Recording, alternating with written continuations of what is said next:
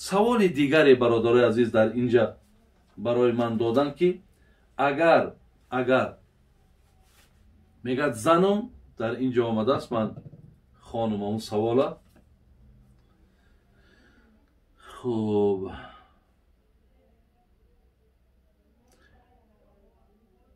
گفته است که آیله هم گفته است خانمم یعنی زنش قرآن خوانده است، میخواهد که در حق رسول الله ببخشش.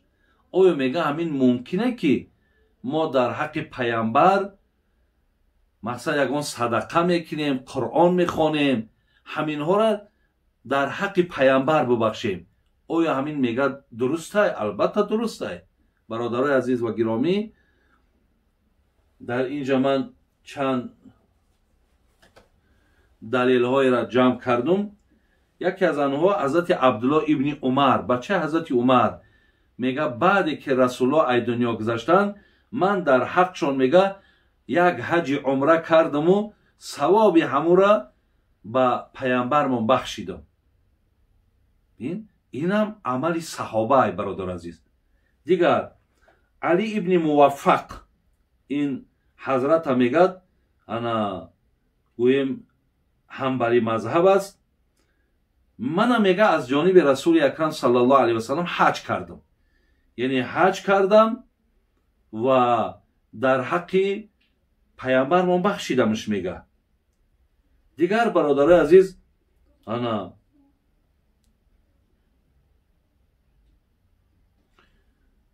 محمد ابن اسحاق، این برادرای عزیز محدث ای، مؤرخ ای، صاحب سیرت ای. میدونید که این محمد ابن اسحاق شاگرداش سفیان ثوری ای، سفیان ابن عیینه ای، که این کس با سفیان ابن عیینه خودش با محدث ای. حتی شاگرد بگیم شاگردای همین سفیان ابن عیینه انامین احمد ابن حنبل ای، امام شافعی ای، انا ابوبکر ابن ابی شیبه، همین شاگردای اونا هم. اگه شما بینید که استاد همه اینها همین محمد ابن اسحاق ای. این حضرت میگه که من 10,000 بار قرآن را ختم کردم و در حق رسول الله بخشیدگیم. برادر عزیز ببینید، این پیامبر دوستداری را ببینید، این محبت را ببینید. در حق پیامبرمون 10,000 بار من ختم قرآن کردگیم. خوش به حالشون برادران عزیز و گرامی. دیگر نفری را من در اینجا از کتاب یافتم، انا بهوتی البهوتی میگفتن، نام اصلی این ایشون خب منصور ابن یونس ای. این حضرت هم میگد که انا هر یک مصری هست حنبلی ای، میگه هر یک خیر و احسانی را که انسان میکند، خواه برای آدم زنده خواه برای آدم مرده، البته ثواب میگه میرسد. اگر چنده میگه تو خیر و احسان در حق پیامبرم که کنی، وی هم میگه میرسد. برای همین اینها برادر عزیز و گرامی دلیل هایی بودن که من از کتاب جمع آوری کردم که در حق پیامبرم اگر ما مقصد خواه ختم میکنیم، خواه حج میکنیم، خواه خیر میکنیم، به حق پیامبر اگر ببخشیم ثوابش میرسد. حالا اینجا در یک حدیث دیگر هم برای شما خوانم، حدیثی که حضرت اوس ابن اوس راوی این حدیث ای، حضرت ابو داود اسناد این حدیث صحیح میگه. رضی الله عنه قال قال رسول الله صلی الله علیه وسلم این من افضل ایامکم یوم الجمعه. پیامبر گفته است که افضل ترین روزها در بین روزهای هفته روز جمعه. فاکثروا علی من الصلاه فیه. در همین روزهای جمعه گفته است، این امروز جمعه، در همین روزهای جمعه در حق من صلوات بسیار بگین. اللهم صل علی محمد بگین، صلی الله علیه و سلم بگین. ببینین، صلی الله علیک یا رسول الله بگین. یعنی در روزهای جمعه میگه در حق من صلوات بسیار بگین. برای چی؟ فإن صلاتكم معروضة علی. زیرا اینکه هر صلواتی که در حق من میگین صلوات های شما را بر من میرسانند، یعنی با طریق ملائکه ها میارن بر من میرسانند که فلانی ابن فلانی بر نام تو ای پیغمبر صلوات فرستاد. دادرای عزیز، بسیار این مسئله را با دقت باشین که وقتی بین در روز جمعه بیشتر، در غیر روز جمعه اگر شما اللهم صل علی محمد صلی الله علیه و سلم صلی الله علیک یا رسول الله، وقتی اینها را شما گویین ملائکه ها میگیرن به حضرت برده میرسانند که حضرت فلانی امتی تو به نام تو صلوات فرستاد. شما میدانید که وقتی این به پیامبر عرضه می شود، الله مهربان در عوض هر یک صلوات حدیث داره من صلی علی صلاتا صلی الله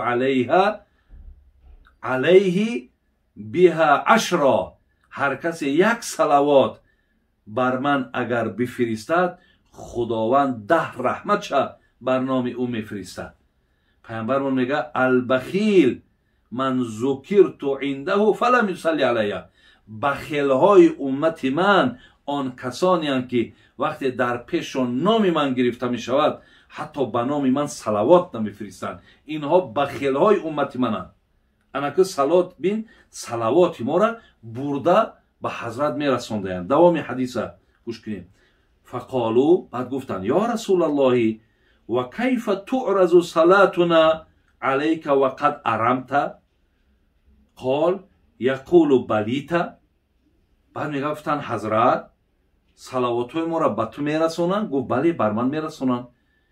آخه گفت حضرت شما وقتی در خاک می مانند تان شما جسد شما را خاک نمیخورد؟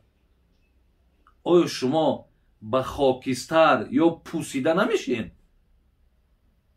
حضرت چی گفتند؟ قال ان الله عز وجل حرم علی الارض اجساد الانبیا. پیامبر ما گفت بدانین ای امتان من که الله مهربان بر زمین حرام گردانیده است که جسد پیغمبرها را خورده نیست نابود کنند. یعنی زمین برادران، خاک حق ندارد که جسد زیبای پیغمبرها را خورده نابود کنند. نمیتونند. چگونه ای که هستند همچنان در خانه قبرشان باقی میمانند. این حدیث صحیح ابو داود میاره از جناب اوس ابن اوس.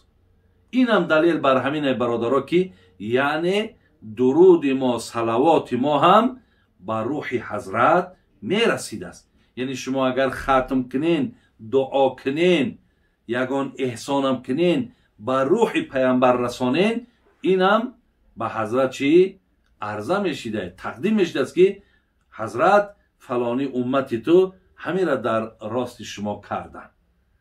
برای این برادرای عزیز و گرامی در این کارم تنبلی نکنین.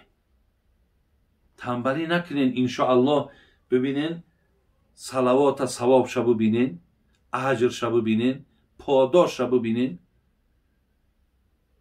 و ارزنده است برادرای عزیز که ما در حق پیغمبر چی کردیم. و شما میدانید که پیامبر گرامی چقدر برای امتش تمام ساعت و عمر و حیاتش برای امتش بخشیدگی است.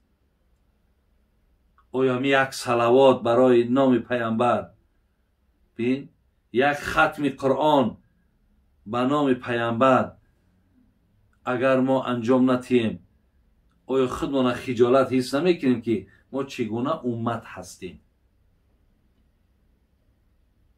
این سوالی که بر من دادن که عائلم مقصد قرآن خواندن آیا بر روح پیغمبر بخشد میرسد یا نمیرسد، من حجتاش برای شما گفتم. سوال دیگر برادرها گوش اندازیم. خب یک خواهش از طرف زنها. گفتن که بابای حاجی مردهای ما در روسیه هن، در مهاجرت هن،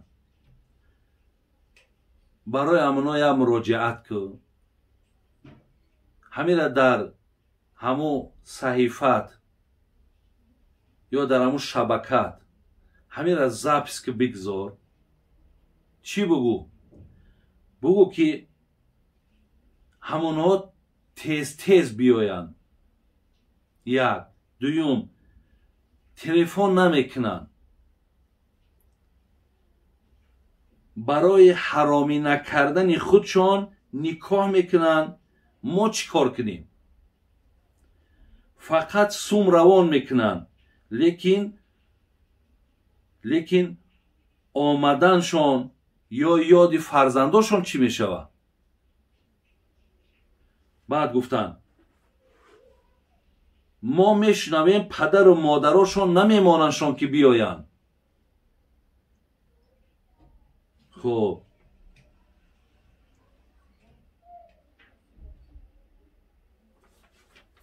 خلاص در اینجا سخن بسیار گفته است. خواهیشان همین است برادرای عزیز و گرامی، خواهیشان همین است که بگو همونها را که تیزتر بیاین. 3 سال شد میگه، یکیش میگه 5 سال شد، یکیش میگه 11 سال شد شوهرم نمیایم. میگه بابای حاجی دادرای عزیز، من با واللهی باللهی تاللهی قسمهای حانسی ای که من عیناً چیزی را که می زنها با طریق سوال و تلفن بر من میکنن من به گوش شما رساندستم. میگن که اونها خودشان میروند در اونجا مقصد بگذار اگر نکاح کرده هم یک کسا بگیرن. ما چی کار کنیم؟ ما مقصد همون طغیان شهوته که ما را غم میته، ما او شهوت چه خاموش کنیم؟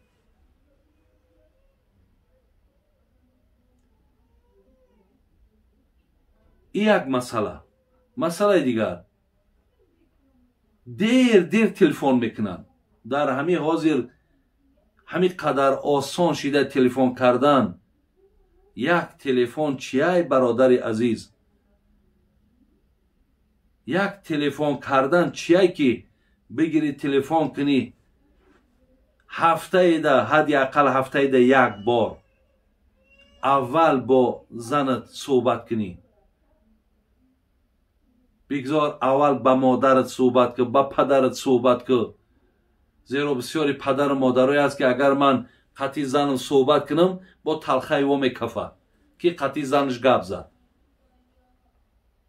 ما پدر و مادرمان در همین مسئله بسیار بگیم جهل و جاهلیشون بسیاره. با اونها صحبت کردی تلفن ها بگیر در دست آیلت بته. حالا اینجا در گفتن که بعضیاش بعد زنگ میزنن، بعد مادرش میگه کی یا پدرش کی خیمو آیله ما در سلام بگو، انا بچه‌کام آشنایی که خیمه سیاد سلامتم. آخی برادر اگر گپ قبیه شوه میمبری اگر قطعیمو گپ زنی، یا اگر هم مادرت یا پدرت نماند که تلفن در دست یمو بتن، نمیشود گوی پدر مادر آخی همین زنم تو چخیلی که بالای ما حق داری، همین زنم بالای ما حق داره، آخیر الله معین کرده، من چیکار کنم؟ در ایجا پدر مادر اطاعت نمیکنی. اطاعت کردن اینها ترا گناهگار میکنه. بگو تلفن بر در دستش بده، بگی تلفن علیا سلام علیک تا بک، احوالش بپرس، کمبودیاش بپرس، دلبرداریش که او دلش شکستگی ای، او در خانه شما یک غلام ای. گفتی خودشون یک خرای در خانه شما، حالا که بزیمه او نیست کو، ولی خدا توفیق شون داده. خداوند پدر و مادر خوبشون داده که میگه همون خسر خشتامند همون خانواده دا خدمت کرد. اگرچه این بزیمه شون نیست، اینها که میکنن برای تو مشکل ای که بگیری بگوی هزار رحمت زنک. پیامبر میگه اگر یک کس یک کروشکا بیاره در دستت بتا، تیز جواب شو بگردون. چیش بگو؟ جزاک الله خیرا، خدا جزای خیرت بتا. یک کروشکا نه، هزارها کروشکا را در دهن مادر پدرت میریزه. تمام لباس های دادر اکا و اولاد میشوه. روزی دراز بگیم خسته و مانده میشوه. ای خدا نمیترسی؟ تو حقی را پایمال میکنی، ای خدا نمیترسی؟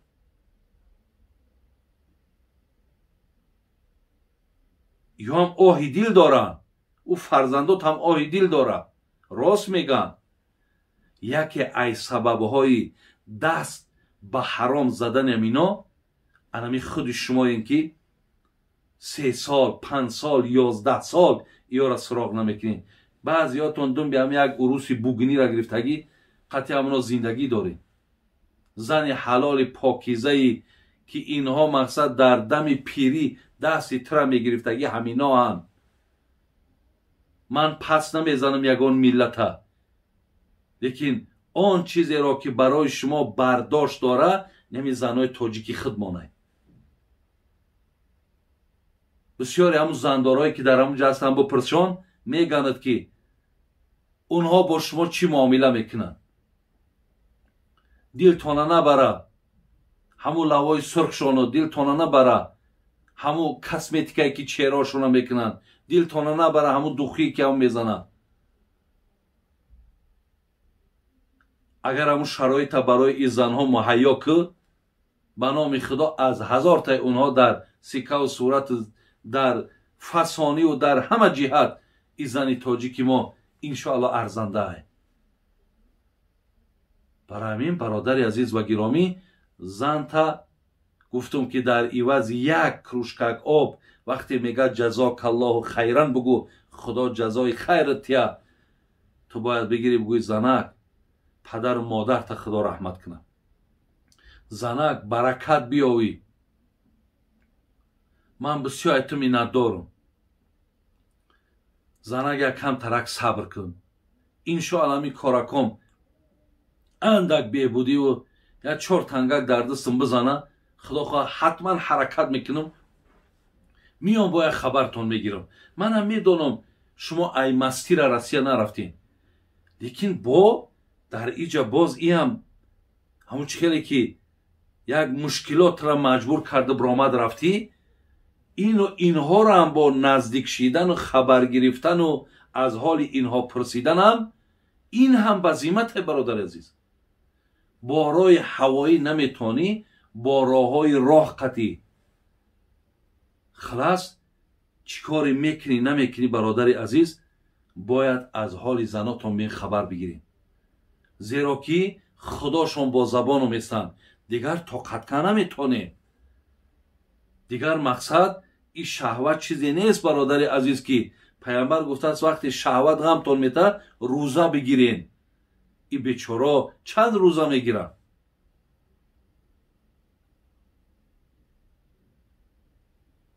برای همین این شکایت بر شما رسید برادر عزیز. من از همه شما به خاطر خدا اینهایی که مرا زنگ میزنن، مقصد اینها همه اینها رو من همچون فرزند قبول دارم، همچون خواهرای منن، همچون فرزندای منن و من امروز مسئولم. همین بیچاره فقط من در زنگ میزنه که میگد که حاجی بابا که خیلی من با یک زبانی عادی شیوگی تاجیکی برسانشان، شاید که یکی ننگ میکنن ناموس میکنن. بعد میدانه که نفرش بر من زنگ میزنه میگد که وقتی میگمش ای مردک آخی یادی خانه نمیکنی یا بار نمیای. بعد شما چی جواب میگین؟ بعضی هات بعد چو کردی؟ طاقت نمیکنی؟ صبر نداری؟ خطا خنک کدن در کاره برای بیرون دبو برا خنک کخته برای اجازت تده ترا ننگت گجاده ای نامرد،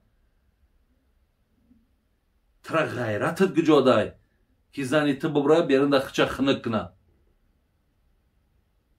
تو دنبی هم روسیه را بگیری و امکان هم داشته باشی نیایی باید هم جبوگی برخت خنک. برادرای عزیز، با این حرف هاتون شما میدانید که دنیاتون خراب میکنین، آخرتتون خراب میکنین. تو مردنی نیستی.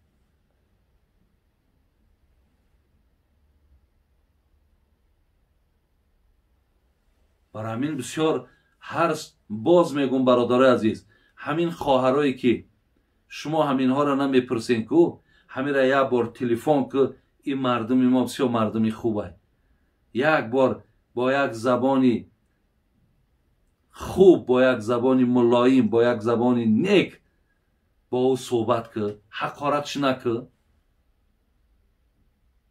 ببین تو همین حقارت میکنی، یک بار هم حقارتون میکنن. حالا که هم حقارت در حق داره، از ای روز پس من میگم شون که وقتی حقارت کرد حقارتش که.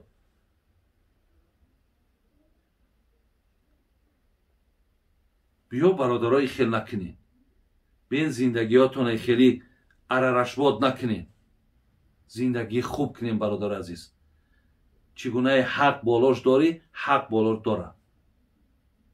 تلفن نمیکنن میگه، تلفن کنین برادرای عزیز و گرامی. خداوند با توفیق بعضی همو پدرهاتون بگیره.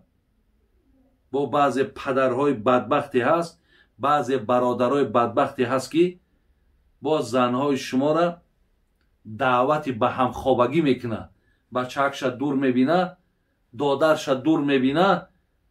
از نبودن اینها تا جایی که این زن دل برداری کنن، این زن مقصد گویم برای خانه برای خیلی تو یک زنی که در اینجا آخی ممکن نیست، مثال بودن تو در اینجا ممکن نیست، یکی یگان خبر یگان گپ نشوه، تا جایی که این زن احتیاط کنن با دعوتی به هم خوابگی میکننش. برای همین این چیزها را، این خطرها را بدانید. وقتی کار به این حد آمد، بعد میدانید تو یک عمر شرمنده ای دیگه.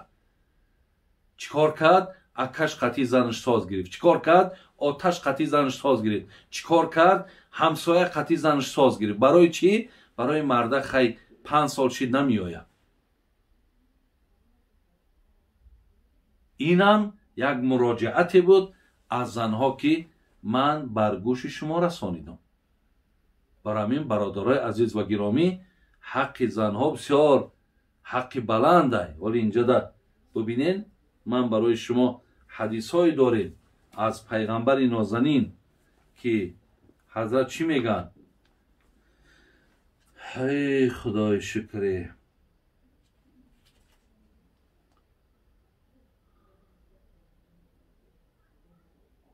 استوصوا بالنساء خیرا فانما هن عوان عندکم. میگه با زنهاتون معامله خوب کنین، با زنهاتون سخنهای خوب بگین. آخه اینا رنگ اسیرن یا زلاج دیکنده دست شما. میگه ببینین اینها بسیار ضعیفن، اینا محتاج به شما هن. یعنی آدمی اسیر، آدمی زلاج نیک دیده که دایم بیچاره گردنکش کجای. میگه اینها در پیش شما همین خیلن. برای همین با اینها معامله خوب کنین. پیامبر سپاریشتان میتو میگه. بین در حدیث میگه سپاریشتان میتو. و حقهن علیکم ان تحسنوا الیهن فی کسوتهن و طعامهن. این حدیث ترمذی اسنادش حسن و صحیح. برادر عزیز، پیامبر من چی میگه؟ میگه که حق زنها بر ذمه شما ای مردها این است که با اونها هم به زبانتون معامله خوب کنین، هم نفقش تامین کنین، هم لباسش تامین کن. سخن پیغمبر من برادر عزیز. باز پیغمبر ابو هریره میگه جناب ترمذی اسناد حسن صحیح میگه اکمل المؤمنین ایمانا احسنهم خلقا و خیارکم خیارکم لنسائهم. پیامبر میگه در بین همه امو مردکایی که در روسیه هستین کو بیرون ای خانه، میگه بهترین مردهای امت من نمیگه همو کسی که یا روزده 1000 بار سبحان الله میگه، نمیگه همو مردی که 50 بار حج کردی، نمیگن مردی که ای شب تا سحر نماز میخونه، بلکه میگه بهترین مردی امت من آن کسی هست که با زنش معامله خوب داره، با زنش مراسای خوب داره، زنش حرمت میکنه. پیامبر میگه ای بهترین مردهای امت من هست. دیدین تعلیمات دین من چیه برادر عزیز؟ دیدین این فعل های زشتی که شما دارین، این زبان هایی که دهن یخیرت بادی دوزخ میبراید، اینها کردارای همون شومی خطانه، ایرا بدی نسبت نتین و از مسلمان بودن خط هم خجالت بکش که مسلمانی خیلی نیست. حدیث دیگر، این حدیث ابو داود اسنادش صحیح میگه، راویش ایاس ابن عبدالله ابن ابی زباب راوی حدیثه. پیامبر گفت لا تضربوا اما الله، شما زنها را نزنین. ببینین زنها تون نزنین گفت از پیغمبر. بعد میگه فجاء عمر رضی الله عنه الى رسول الله فقال زئرن النساء على ازواجهن فرخص فی ضربهن.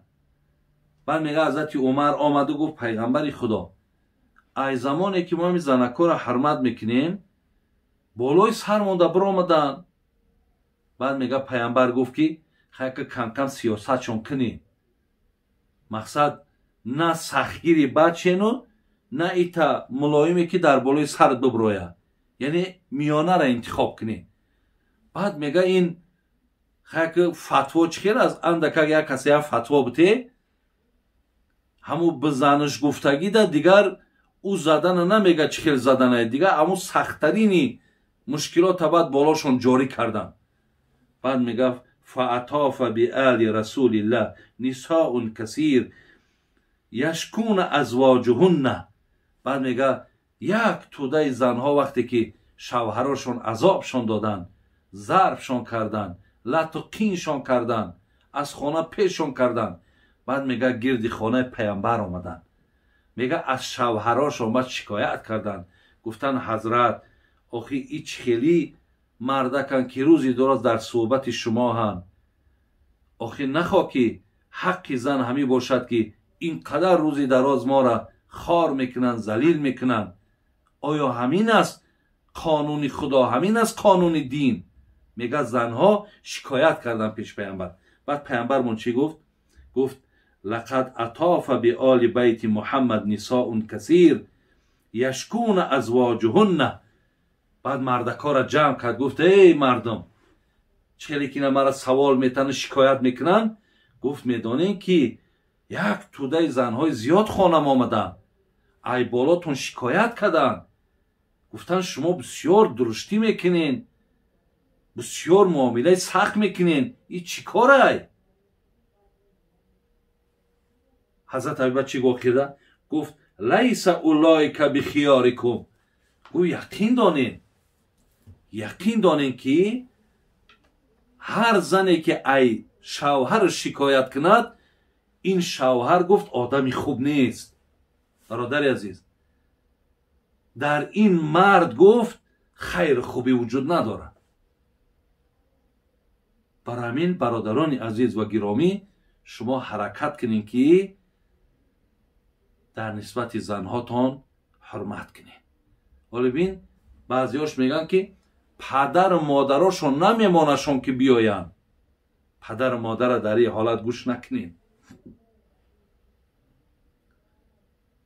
پدر و مادری هست که خداوند حفظشون کنه، فقط هم 4 تنگه تو در کاره، رنگ روی تو دیگه در کار نیست.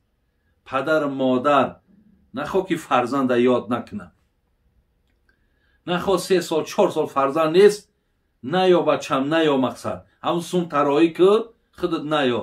ту чӣ хеле падару модарӣ? агар падару модаро, бародари азиз, шуморо манк наноявен, шумо гапи ёро нагиред. шумо биёед назди занҳо, то назди фарзандотон ки пеши худо ҷавобгаред. пеши худои меҳрубон ҷавоб мегед.